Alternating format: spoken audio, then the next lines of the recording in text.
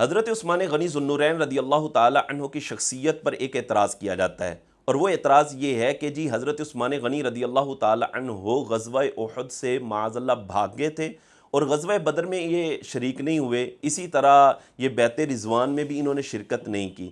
یہ وہ اعتراض ہے کہ جو حضرت عبداللہ بن عمر رضی اللہ تعالی عنہما کے سامنے بھی ایک شخص نے کیا تھا، پھر حضرت عبداللہ بن عمر رضی اللہ تعالی عنہما نے اس کا بڑا زبردست جواب ارشاد فرمایا تھا، اور جس کو صحیح بخاری حدیث نمبر 3699 کے اندر بیان کیا کہ ایک شخص جو اہل مصر سے تھا وہ آیا، اس نے بیت اللہ کا حج کیا، پھر اس نے دیکھا کہ کچھ لوگ بیٹھے ہوئے ہیں، تو وہ آ کر کہنے لگا من ہؤلاء القوم، یہ کون لوگ ہیں؟ تو کسی نے کہا ہؤلاء قریش، یہ قریش ہیں۔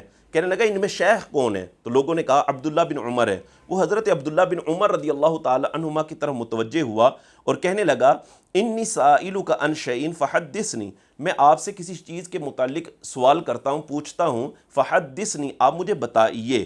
تو کہنے لگا هل تعلم ان عثمان فر یوم احد، کیا آپ جانتے ہیں کہ حضرت عثمان رضی اللہ تعالی عنہ احد کے دن چلے گئے تھے؟ قال نعم، آپ نے فرمایا ہاں۔ فقال، پھر وہ شخص کہنے لگا تعلم انہ تغیب عن بدر ولم یشہد، کیا آپ جانتے ہیں کہ حضرت عثمان رضی اللہ تعالی عنہ بدر سے بھی غائب تھے اور وہ وہاں پر حاضر نہ ہوئے؟ قال نعم، آپ نے فرمایا ہاں۔ قال، پھر وہ شخص کہنے لگا، کہتے ہیں حل تعلم انہ تغیب عن بیعت رضوان، کیا آپ جانتے ہیں کہ حضرت عثمان رضی اللہ تعالیٰ عنہ بیعت رضوان کے وقت بھی غائب تھے؟ فلم یشہدھا، اور وہ اس وقت بھی حاضر نہ ہوئے؟ قال نعم، آپ نے فرمایا ہاں۔ قال اللہ اکبر، وہ شخص کہنے لگا اللہ اکبر، یعنی وہ کہنے لگا کہ لو جی میری ساری باتیں ثابت ہو گئی۔ جب اس نے یہ کہا نا، حضرت عبداللہ بن عمر رضی اللہ تعالیٰ عنہ فرمانے لگے تعالی آؤ ابین لکا، میں تمہیں اس کے جواب دیتا ہوں، سن کے جانا۔ اما فرارہ یوم احد، یہ جو حضرت عثمان رضی اللہ تعالیٰ عنہ احد کے دن چلے گئے تھے، فاشہد، میں گواہی دیتا ہوں کہ ان اللہ عفا عنہ، کہ اللہ تبارک و تعالیٰ نے اس کو تو معاف کر دیا ہے، وغفر اللہ، اور اللہ تبارک و تعالیٰ نے ان کی مغفرت فرما دی ہے۔ تو یہ جو حضرت عثمان رضی اللہ تعالیٰ عنہ اور دیگر صحابہ اکرام علیہم رضوان احد کے دن واپس میدان احد سے مدینہ شریف آ گئے تھے، اس کی وجہ یہ ہوئی تھی کہ شیطان نے ان کو وسوسے میں مبتلا کر دیا تھا، اور وہ وسوسہ یہ تھا کہ جب میدان احد کے اندر یہ شور برپا ہو گیا کہ معاذ اللہ نبی کریم علیہ السلام کو شہید کر دیا گیا ہے، اور بھگدڑ سی مچ گئی، اور یہ جو افواہ پھیلائی تھی یہ بھی شیطان نے پھیلائی تھی۔ پھر شیطان نے ان کو وسوسہ ڈالا کہ کہیں ایسا نہ ہو کفار مدینے پر حملہ نہ کر دیں، تو اس وجہ سے آپ وہاں پر چلے جائیں۔ تو یہ حضرت عثمان رضی اللہ تعالی عنہ اور دیگر صحابہ کرام علیہم رضوان اس وسوسے میں آنے کی وجہ سے میدان احد سے مدینہ شریف تشریف لے آئے، جیسا کہ سورہ آل عمران آیت نمبر 155 میں اسی چیز کو بیان کیا گیا ہے۔ اللہ رب العزت نے ارشاد فرمایا کہ انما استزلهم الشیطان ببعد ما کسبوا، کہ انہیں شیطان ہی نے بعض اعمال کی وجہ سے لغزش میں مبتلا کر دیا تھا۔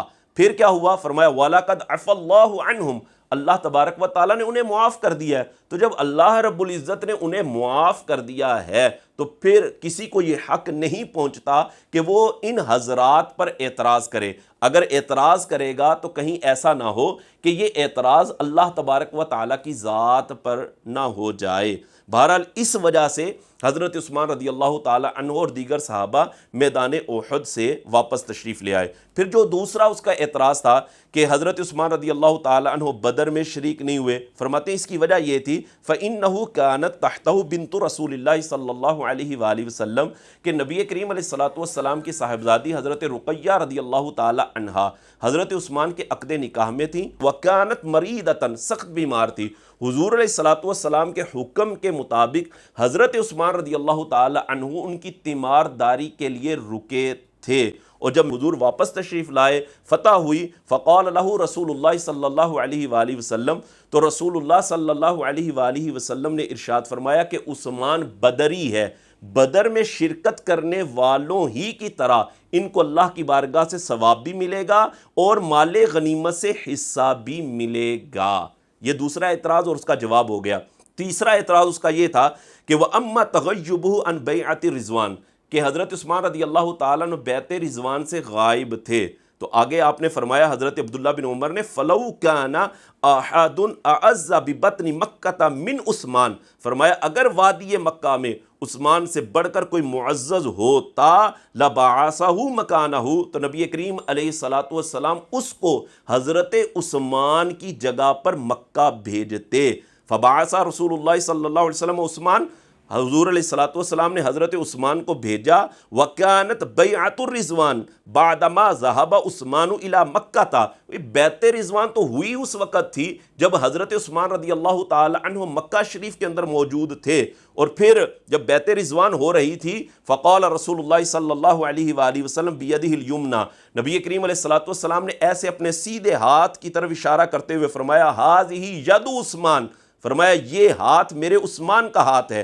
فضرب بها علی یدہ، پھر نبی کریم علیہ الصلاۃ والسلام نے ایسے اپنا ہاتھ دوسرے ہاتھ پر مارتے ہوئے فرمایا فقال ھذہ لعثمان، فرمایا اب یہ جو بیعت ہو رہی ہے یہ عثمان کی طرف سے ہو رہی ہے۔ فقال لہ ابن عمر، پھر حضرت عبداللہ بن عمر نے اس مصری شخص کو فرمایا اذهب بها الان معک، ذرا ٹھہر جا، یہ جواب اپنے ساتھ لیتا جا۔